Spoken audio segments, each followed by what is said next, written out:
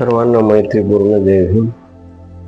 आज आपण धम्मपदातील 2 गाथांचा अभ्यास करणार आहोत। त्या गाथा माणसाच्या जीवनाला कलाटणी देणाऱ्या गाथा आहेत। जवळजवळ धम्मपदातील सर्व गाथा 423 ही गाथा माणसाचं जीवन बदलवणाऱ्या आहेत। खरोखर आर्ट ऑफ लिव्हिंग आहे। भगवंतांनी ह्या गाथा वेळोवेळी निरनिराळ्या प्रसंगी त्या प्रसंगाला अनुसरून ह्या गाथा उपदेश केलेला आहे। आता मागच्या एपिसोडमध्ये आपण एका श्रीमंत अपुत्रक श्रेष्ठीची गोष्ट आपण घेतली। खूप श्रीमंत होता, अफाट पैसा त्याच्याकडे होता, अफाट संपत्ती होती, परंतु त्याचं जीवन दुःखमय आणि व्यर्थ कसं झालं आपण ते बघितलं। आजही आपण अशा श्रीमंताच्या पुत्राची गोष्ट करणार आहोत। श्रीमंत माणूस आहे, पण त्याला जो पुत्र झाला त्यानं शील पालन न केल्यामुळे त्याची कशी दुर्गती झाली हे आपण आजच्या कथेमध्ये घेणार आहोत। अचरित्वा ब्रह्मचर्य अलद्धायो बनिधन जिनको झायन्ति खीनमच्छेव पल्लवे ब्रह्मचर्य ना पाळूनी धन ना अर्जिती योनात निर्मत्स्य तळ्या काठी जैसे वृद्ध क्रोंच हा चिंतित अचरित्वा ब्रह्मचर्य अलद्धायो बनिधन सेंतीचा पाती खिनाव पुराणानी अनुथुन। भगवंत म्हणतात, ज्यांनी बाल्यावस्थेत ब्रह्मचर्याचे पालन केले नाही, ज्यांनी तरुणपणात धन कमावले नाही, असे लोक मासे नसलेल्या तलावाच्या काठावर बसलेल्या म्हाताऱ्या क्रौंच पक्ष्याप्रमाणे चिंताग्रस्त होतात। आणि दुसऱ्या गाथेतही सांगितलेलं आहे की ज्यांनी बाल्यावस्थेत ब्रह्मचर्याचे पालन केले नाही, ज्यांनी तरुणावस्थेत धन कमावले नाही, ते म्हातारपणात धनुष्यातून सोडलेल्या बाणाप्रमाणे जुन्या गोष्टी आठवून पश्चाताप करीत राहतात। तर ह्या गाथा भगवंतांनी कोणत्या प्रसंगी म्हटल्या ते प्रसंग आपण बघूया। सारनाथ येथील ऋषी पतन मृगदाळ वनात असताना भगवंतांनी वरील दोन्ही गाथा महाधन श्रेष्ठीच्या पुत्राला उद्देशून म्हटलेल्या आहेत। ज्याची 80 करोडची संपत्ती होती, अशा महाधन श्रेष्ठीला एक पुत्र होता। त्या पुत्राच्या मातापित्याने विचार केला की आपल्या परिवारात महान संपत्तीचे भांडार भरून पडलेले आहेत, ही सर्व संपत्ती एकुलत्या एक पुत्राला देऊन सुखपूर्वक ऐश्वर्य भोगू, अन्य दुसरे काही कर्म करायची आपल्याला गरज पण नाही। त्या माता पित्यांनी त्याला नाचगान कला शिकवली। त्या नगरात दुसराही एक परिवार ज्याची 80 करोडची मालमत्ता होती त्यांची ही एक कन्या होती. तिच्याही मात्या पित्यांनी तिला नृत्यकला व गायन कला शिकवली आणि दोन्ही परिवारातील पुत्र आणि कन्या विवाहयोग्य झाल्यानंतर त्यांचा विवाह करण्यात आला. समयानुसार दोघांच्याही माता पित्यांचे देहावसान झाले. दोघांचेही 80 करोडचे धन एकत्र केले गेले आणि सुखाने त्या धनाचा ते उपभोग घेऊ लागले. तो श्रेष्ठी पुत्र रोज 3 वेळा राजदरबारात जात असे. त्या नगरातील काही धूर्त वारशियांनी विचार केला, प्रतिदिन सायंकाळी ह्या श्रेष्ठी पुत्राकडून मदिरापान करण्याची व्यवस्था झाली तर किती बरे होईल. तर याला मद्यपान करायला आपण का शिकवू नये. म्हणून ते धूर्त लोक बरोबर मद्य घेऊन जोडीला काही पदार्थ, मटण, मुलकंद तथा मीठ वगैरे पदार्थ घेऊन त्या श्रेष्ठी पुत्राला राजदरबारातून परतण्याच्या मार्गाने येताना त्यांनी पाहिले व त्याचे समोर मद्य पिऊन मटणाचा व त्याबरोबर मुलकंदाचा आस्वाद घेऊ लागले. मटण मुलकंद चावतच तो जेव्हा श्रेष्ठी पुत्र तिथे आला तेव्हा त्याला म्हणू लागले, स्वामी, तुम्ही 100 वर्ष जगावे, जेणेकरून आपल्या सहाय्याने आम्ही पण खाण्यापिण्यात समर्थ होऊ शकतो. श्रेष्ठी पुत्राने त्यांची गोष्ट ऐकून मागे मागे येणाऱ्या आपल्या सेवकाला विचारले, हे काय पित आहेत. म्हणजे याला हे माहित नव्हतं की हे दारू वगैरे काही आहे. तो विचारतो आपल्या सेवकाला, असिस्टंटला, त्याला म्हणतो, हे काय पित आहेत. सेवकाने उत्तर दिले, एक विशेष पेय आहे. स्वामी, काय हे पेय रुचकर आहे काय. सेवकाने उत्तर दिले, एक विशेष पेय आहे स्वामी. काय हे रुचकर आहे काय. श्रेष्ठी पुत्राने विचारले. त्यावर सेवकाने उत्तर दिले, स्वामी, ह्या पेयासमोर संसारातील अन्य कोणतीही वस्तू पिण्यालायक नाही. तेव्हा श्रेष्ठी पुत्र म्हणाला, मग हे पेय मी सुद्धा प्यायला हवे. असे म्हणून थोडे थोडे मद्य तो पिऊ लागला. म्हणजे बघा, अशी चटक लावतात मित्र.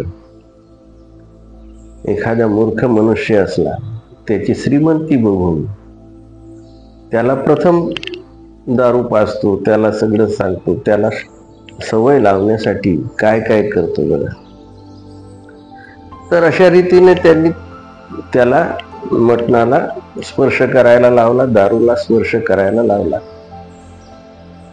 आणि फार लवकरच त्या धूर्तांनी जाणले की श्रेष्ठी पुत्राला मद्यपानाचे व्यसन जडले. तेव्हा ते क्रमशः त्याच्या आजूबाजूला बसू लागले. काही काळानंतर त्याच्या घरी सुद्धा ते जाऊ लागले. त्याच्या घरी बसणे उठणे वाढू लागले. 100 200 मुद्रा खर्च करून दारू पिऊ लागले. क्रमशः वाढता वाढता मुद्रांची शर्यत लावून पिणे चालू झाले. त्याबरोबरच माळा, गंध, विलेपन इत्यादीवरही खर्च होऊ लागला. कधी कधी ते धूर्त नगरवासी कोणाला तरी बरोबर आणून त्याच्याविषयी सांगत की तो जुगार खेळण्यात पटाईत आहे. मग तो जुगारातही पटाईत झाला. कधी कोणाला आणून सांगत की तो नृत्यकलेत प्रवीण आहे. कोणी वाद्यकलेत प्रवीण असल्याचे सांगून कोणाला 1000 मुद्रा, कोणाला 2000 मुद्रा द्यायला सांगत. अशा तऱ्हेने त्या श्रेष्ठी पुत्राच्या रोज हजारो मुद्रा खर्च होऊ लागल्या व शेवटी 80 करोडचे धन समाप्त झाले. तेव्हा त्याच्या कॅशियरने त्याला सांगितले, महाराज, आपले समस्त धन संपून गेले आहे.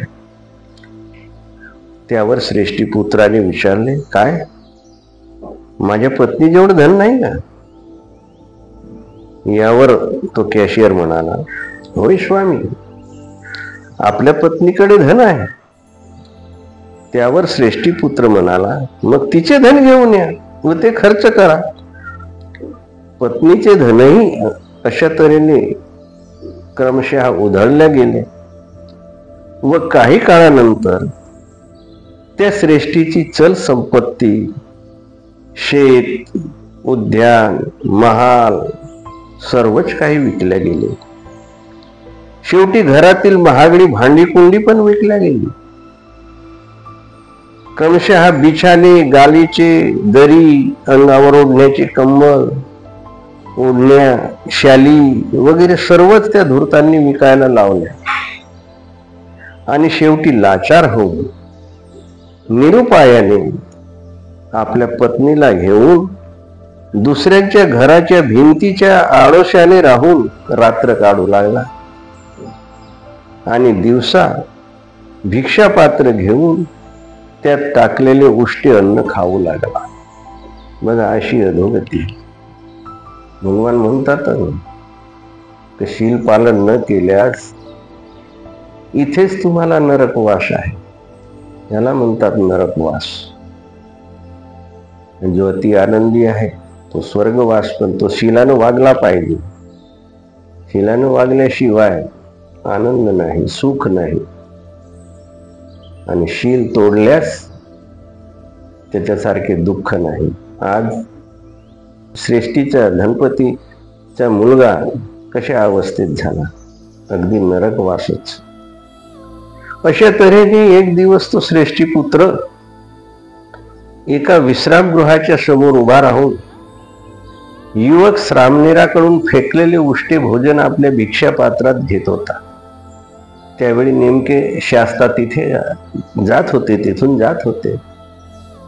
त्याला अशा स्थितीत पाहून शास्तांनी स्मित केले. आनंद स्थवीर बाजूलाच.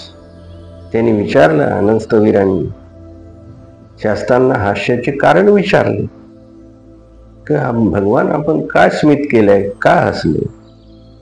त्यावर शास्ता म्हणाले, आनंद, हा महाधन श्रेष्ठीच्या पुत्राला तू पाहतोस ना, ह्याच नगरात कधी काळी 80 करोडच्या संपत्तीचा हा स्वामी होता.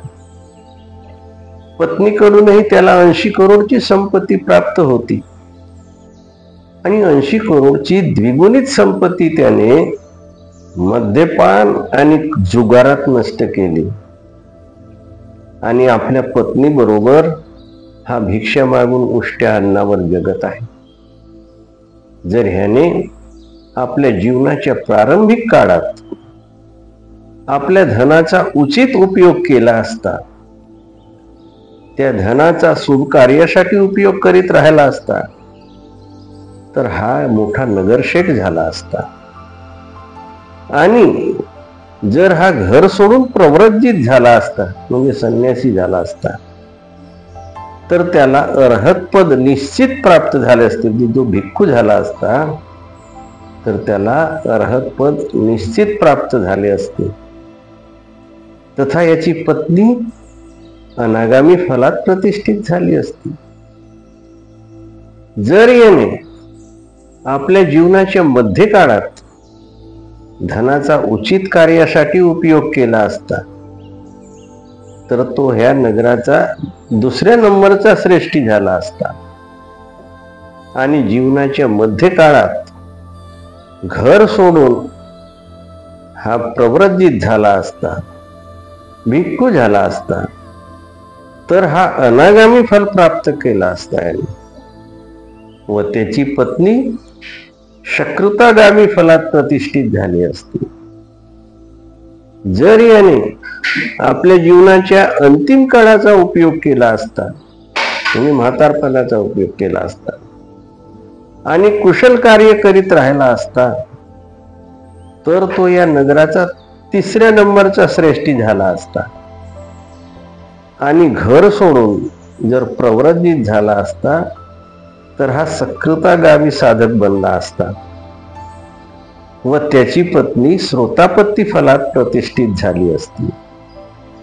आज याची अशी स्थिती आहे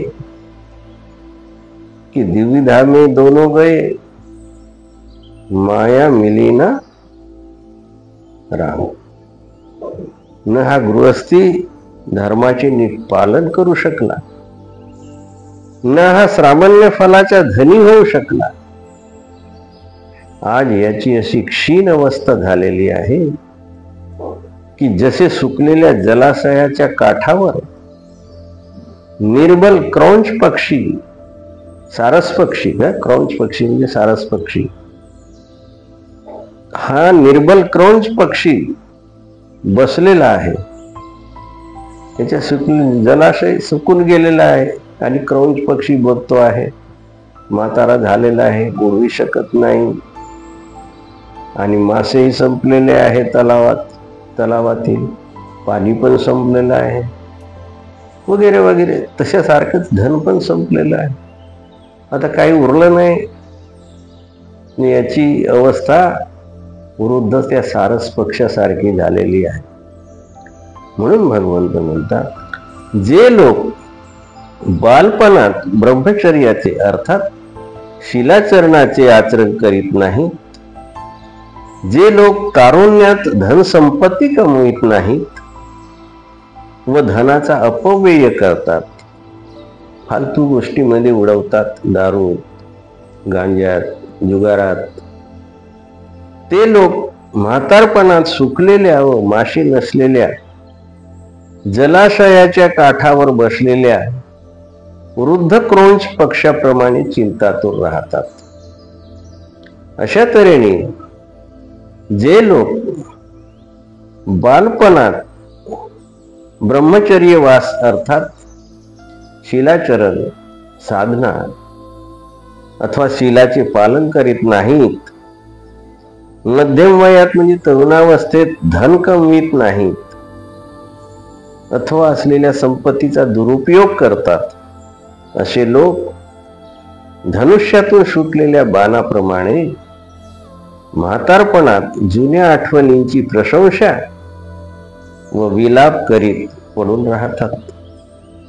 आपण बघतो म्हातारे झाल्यानंतर कुठेतरी कठड्यावर बसून चर्चा असतात, व्यर्थच्या चर्चा असतात, आठवणी असतात, काही चांगल्याही आठवणी असतात वगैरे वगैरे.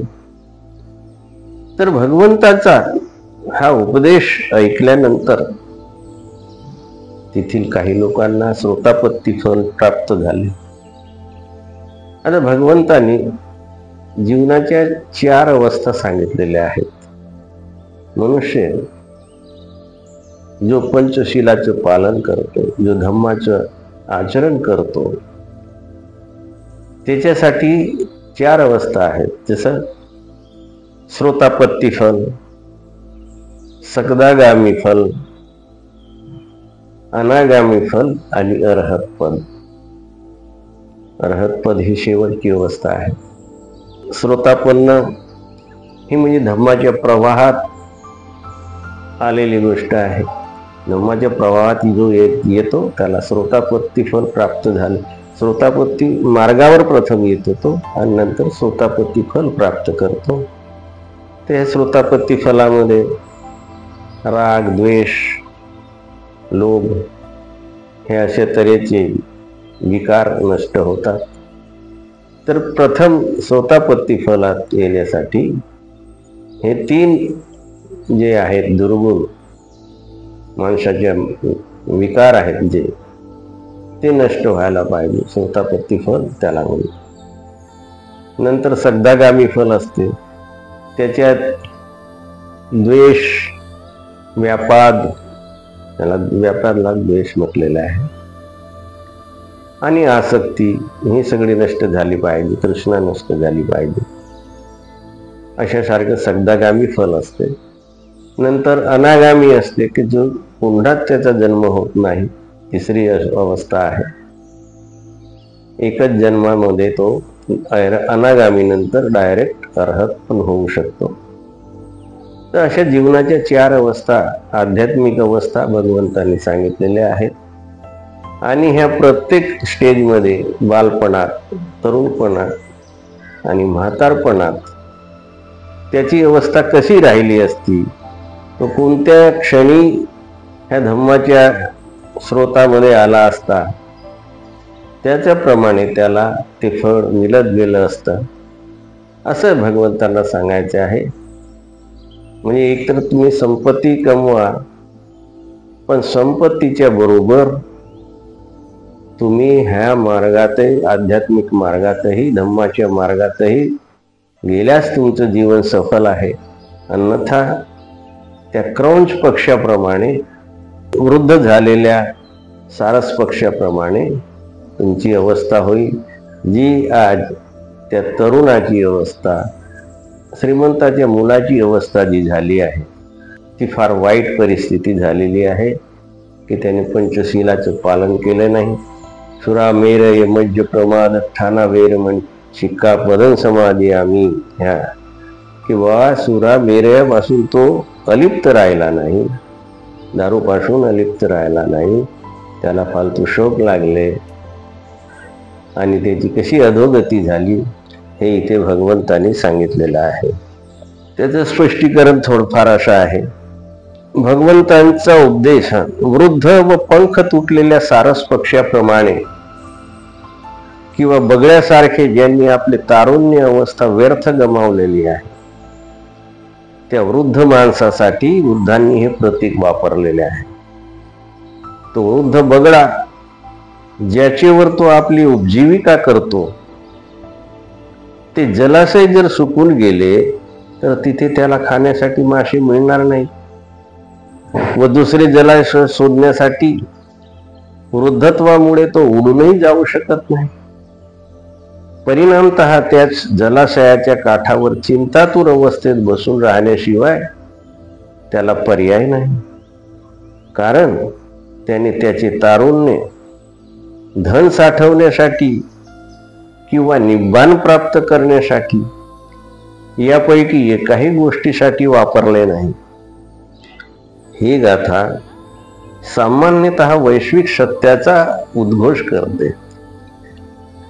जे लोक जीवनातील मौल्यवान समय, एके दिवशी येणाऱ्या वृद्धावस्थेचा व मृत्यूचा कधीच विचार करीत नाही, ती माणसे तारुण्यात भरकटून जातात व एकतर भौतिक संपत्ती किंवा आंतरिक संपत्ती मिळवण्याचा ते प्रयत्न करीत नाहीत. ह्या गाथांमध्ये मानव जातीला बुद्धांचा हाच संदेश आहे की मनुष्याने धावत्या समयानुसार वेळेवरच जागा होणे अत्यंत महत्वाचे आहे.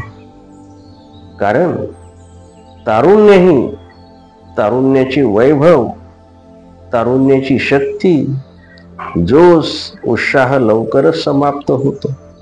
तिबेटन बुद्धिस्ट तत्वज्ञानी मिलरेपा यांनी भगवंताच्या ह्या दोन गाथांचा मतितार्थ स्वतःच्या काव्यातून व्यक्त केला. तो असा: तारुण्य ग्रीष्म ऋतूतील फुलासारखे आहे, लगेच अचानक ते कुमेजून जाते. वृद्धत्व हे शेतातील वनव्यासारखे आहे, लवकरच ज्याची अग्नी तुमच्या पायापर्यंत येते. बुद्ध एकदा म्हणाले, जन्म आणि मृत्यू जसे सूर्योदय आणि सूर्यास्त, आता येतो आता जातो. आजारपण हे लहानशा पक्ष्यासारखे आहे, जे गोफणीने जखमी केले जाते. तुला माहित असो वा नसो, आरोग्य आणि बल एक दिवस तुला सोडून जाते. म्हणजे मनुष्य जेव्हा तारुण्यात असतो किती गर्वानं वागतो, मस्तीनं वागतो, पण त्याला हे माहित नाही की हे अनित्य आहे, हे तारुण्य एक दिवस जाणार आहे. लोकांशी व्यवहार कसा करतो तारुण्यात, म्हातारपणातही करतात काही लोक. अशा रीतीने वेळीच सावध व्हा. भगवान म्हणतात सावध व्हा, हे सगळं अनित्य आहे, एक दिवस तुम्हाला जायचंच आहे. म्हणून जाण्या अगोदर कुशल कर्म करा. शीलाचे पालन करा, आर्य अष्टांगिक मार्गाचे पालन करा, सम्यक दृष्टी, सम्यक संकल्प ठेवा, सम्यक वाचा असू द्या, सम्यक कर्मांत म्हणजे कुशल कर्म असू द्या तुमचे, है ना. आणि सम्यक आजीविका, जे काही तुम्ही कमवता ते न्याय मार्गाने कमवू, भ्रष्टाचारांनी नको, वाम मार्गाने नको, नियम तोडून नको, चोरी करून नको, गुटखा विकून नको, किंवा खाटिकाचे पण काम करून नको, कुणाची जीव हिंसा करून तुम्ही अर्निंग करू नका, ते तुम्हाला पचणार नाही. मागे आपण एका खाटिकाची पण गोष्ट सांगितलेली आहे की खाटिकाचाही धंदा हा सम्यक आजीविकेमध्ये येत नाही. ज्या वस्तू विकून तुम्ही जेव्हा पैसे कमवता त्या वस्तूंनी जर लोकांचा संसार उद्ध्वस्त होत असेल, लोकांचे शारीरिक स्वास्थ्य बिघडत असेल, तर असाही धंदा करू नका. हे फार मोठे पाप आहे. म्हणून सम्यक आजीविकेला भगवंतांनी फार महत्त्व दिलेले आहे. दुसरा, सम्यक स्मृती ठेवा, सतत जागरूक राहा, सम्यक व्यायाम करा, म्हणजे चांगल्या गोष्टी घ्या, वाईट गोष्टी सोडा. हा एक व्यायाम आहे, मनाचा व्यायाम आहे. चांगल्या गोष्टी घेणे, वाईट गोष्टी सोडून देणे. सम्यक समाधी म्हणजे एकाग्रतेने तुम्ही ह्या गोष्टीचं संपादन करा. अपमादेन संपादेथ भगवान म्हणतात. जागरूक राहून हे संपादन करा. अशा तऱ्हेने आर्य अष्टांगिक मार्ग आहे, एकायनो मग्गो आहे. भगवंत म्हणतात हा एकमेव मार्ग आहे जो आर्य अष्टांगिक मार्ग आहे, जो तुम्हाला निब्बाणाकडे घेऊन जातो. तर बुद्ध ह्या गाथामध्ये जीवनातील ज्या अवस्था आहेत, बालपण, तरुणपण व म्हातारपण यांचा योग्य वेळी योग्य उपयोग होणे आवश्यक आहे. अन्यथा जीवन व्यर्थ जाईल व म्हातारपणात व्यर्थ पश्चाताप करण्याची पाळी येईल. ज्याप्रमाणे वृद्ध क्रौंच पक्षी अथवा बगळा मासे नसलेल्या जलाशयाच्या काठावर खाली हाताने हताश होऊन मृत्यूची घडी मोजण्याशिवाय काहीच करू शकत नाही. जो मनुष्य मागे फिरून फिरून पाहतो तो ह्याच गोष्टीची खबर देतो की योग्य रीतीने तो जगला नाही. बालपणातलं ब्रह्मचर्य, नंतरची गृहस्थावस्था, आत बाहेर दोन्ही ज्याने जाणले त्याला जाणण्यासाठी काहीच राहत नाही. व्यर्थ गोष्टीला व्यर्थ समजला, सार्थकाला सार्थक समजला, तर म्हातारपणात एक आंतरिक सुख प्रगट होते. बुद्ध म्हणतात योग्य ठिकाणी पोहोचायचे असेल तर बालपणापासून यात्रा योग्य दिशेने सुरू होणे महत्वाचे आहे. आपल्या बालकांना, विद्यार्थ्यांना हा किती योग्य तो संदेश भगवंताने दिलेला आहे की जे तुमचं ध्येय प्राप्त करायचे असेल तर बालपणापासूनच त्या मार्गाची यात्रा योग्य दिशेने सुरू करा. एक एक पाऊल सुनियोजित असायला पाहिजे, नियोजन चांगलं असलं पाहिजे.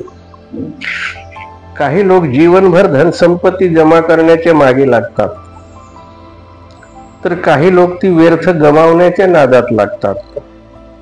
बुद्ध म्हणतात दोन्ही गोष्टी चुकीच्या आहेत. संपत्तीच्या मागे लागूनही मन भरत नाही. तृष्णा, हाव किती असते. एक घर असलं तर दुसरं घर पाहिजे, तिसरं पाहिजे. एक गाडी असली दुसरी गाडी पाहिजे. म्हणजे हाव माणसाची संपतच नाही. अनेक हाव आहेत, अनेक तृष्णा आहेत, ज्याच्या पाठीमागे जीवनभर माणूस धावतच असतो. तृष्णा माणसाला धावायला भाग पाडते. असलेली संपत्ती व्यर्थ दारूत, जुगारात मनुष्य नष्ट करतो. मात्र सुख त्याला कधी प्राप्त होत नाही. म्हणून बुद्ध म्हणतात, जीवन जगण्याचे दोनच ढंग आहेत. एक तृष्णायुक्त जीवन व दुसरे साक्षी भावाचे जीवन, विपश्यनेचे जीवन. एक जीवन निद्रेचे आहे, प्रमादाचे आहे, तर दुसरे जीवन जागरूकतेचे, अप्रमादाचे, प्रज्ञेचे किंवा त्याला साक्षी भावाचे म्हणता येईल. म्हणून माणसाने साक्षी भावाने जगले पाहिजे. जी गोष्ट कराल ती जागृतपणे करा. श्वास पण चालेल तरी पाहता आले पाहिजे. हात जरी हालला तरी त्याचा अनुभव स्पष्ट असला पाहिजे. चालताना कोणता पाय आपण उचलत आहोत याचीही स्पष्ट जाणीव असली पाहिजे. सर्व व्यवहार चालत असताना तुम्ही हजर असले पाहिजे, साक्षी असले पाहिजे. ज्याने साक्षी भाव जागवला त्याची तृष्णा संपली आणि जो साक्षी भाव प्राप्त करतो तोच बुद्धत्व प्राप्त करतो.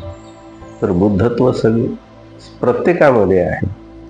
ते सुप्त रीतीने आहे, छोटा आहे, ते बीज आहे. बुद्धत्वाचं बीज तुमच्यात पेरलेलं आहे.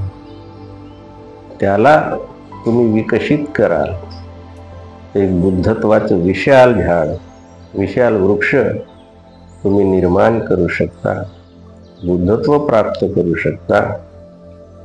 परंतु तुम्ही साक्षी भावानं आर्य अष्टांगिक मार्गाचे पालन करून आपलं जीवन सफल करा, हेच भगवंताचे सांगणे आहे.